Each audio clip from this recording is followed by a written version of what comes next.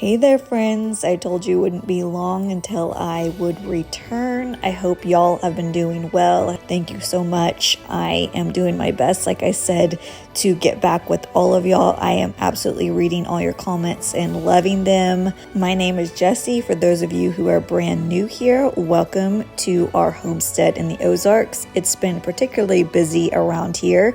In this video, I'll be taking you on our little trip to the tree farm. We'll be decorating our Christmas tree, and you know there are always a few DIYs in between and a little extra added on top of that.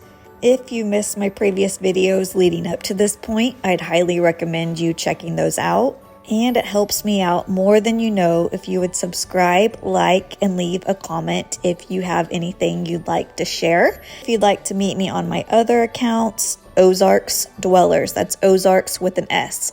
Okay, let's not waste any time. Let's head off to the farm.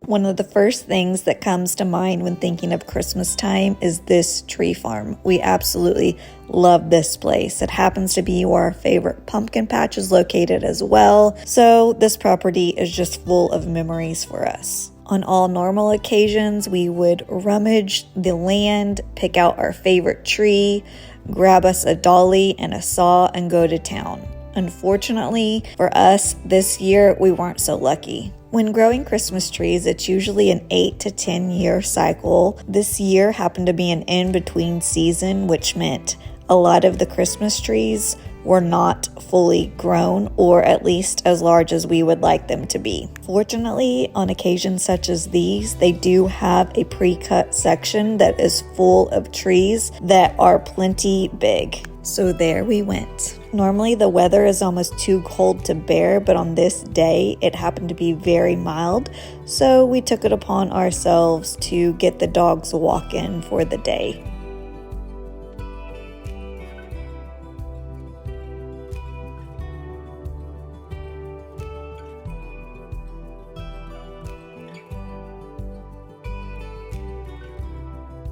After a bit of deliberation, we finally came to our decision and picked out the tree for the year.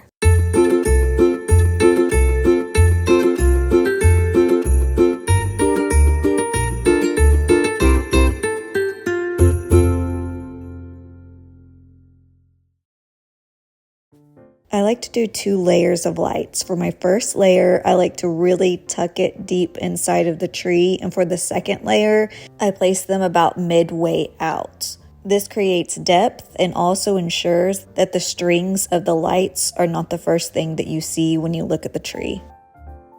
Speaking of trees, let's make some DIY garland for them. I like to keep a lot of my DIYs pretty rudimentary, just so that if my kids are wanting to, they can hop in whenever they'd like. This one is about as simple as it comes. I purchased these silver stars quite a while ago, and I went on a hunt for similar ones in case y'all wanted to make them. If you go to Amazon and search metal hoop or metal ring stars, you should be able to find some that are pretty similar. So to make this garland, I simply tied one of my favorite ribbons onto each side of the star. You can obviously choose how many stars you'd like in between your ribbon. It all just depends what type of look you're going for. This garland can be strung on your mantle, down your stairways, around your wreaths, and of course your Christmas tree as well. Alright, so let's put all those DIYs that we've made to good use. One quick tip when it comes to hanging your ornaments is making sure that most of your larger ornaments are towards the bottom of your tree, and the smaller ones, of course, vice versa. This way, your tree won't look top-heavy and is well proportioned. And of course, you can't successfully tackle the decorating of an entire Christmas tree without a full belly. So we leaned into our southern roots and made a big old pot of gravy to atop a hot plate of biscuits. gravy recipe via the Pioneer Woman. I like to call her Ree because in my mind, we're best friends.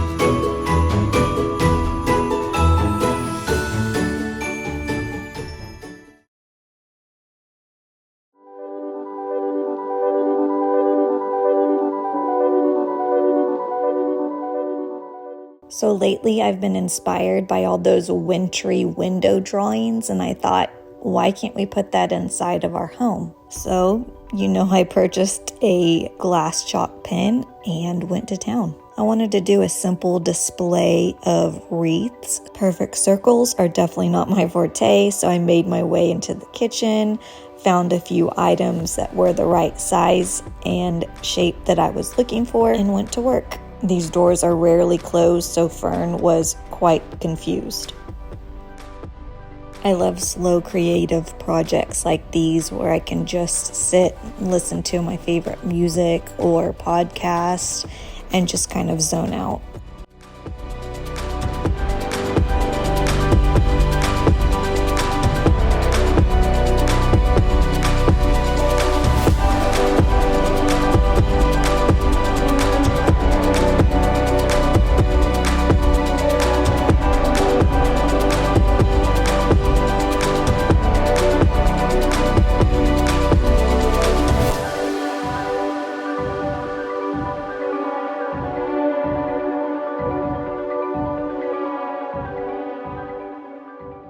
All right, let's move on to another DIY, and I'm willing to bet you have most of the materials needed just laying around your house.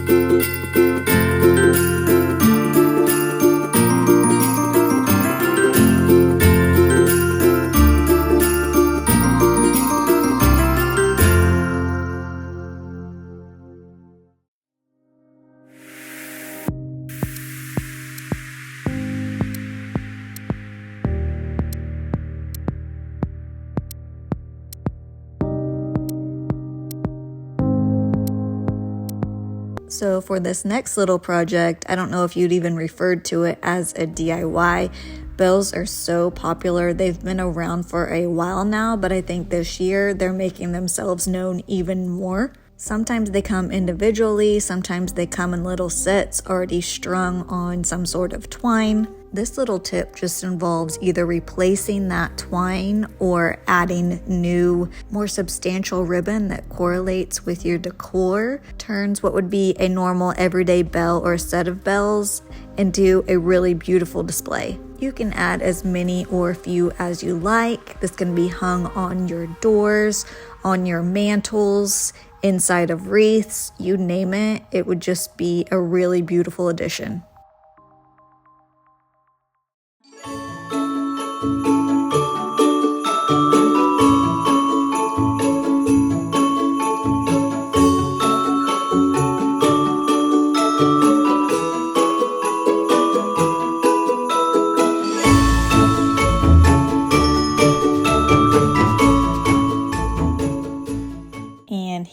final pan back of our Christmas tree.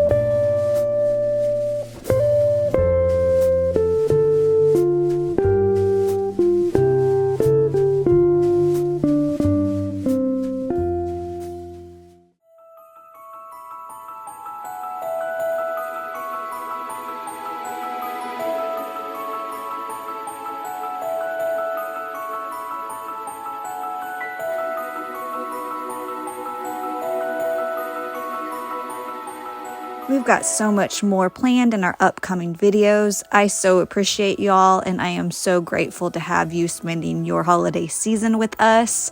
In the following video, we'll be going into a never-before-seen room, up into Lola Rose's room. She is particularly excited about that. Even if you don't have kiddos, I'll be giving so many tips that can be carried over anywhere, and I'll be doing one of my favorite DIYs. I just posted our tree farm video yesterday, so if you missed that, go ahead and check that out. And like I said in that video, if you'd like, I'll be answering a couple questions that are in my previous video's comment section. So put a thumbs up next to your question if you're okay with having that question shared. Until then, see you soon.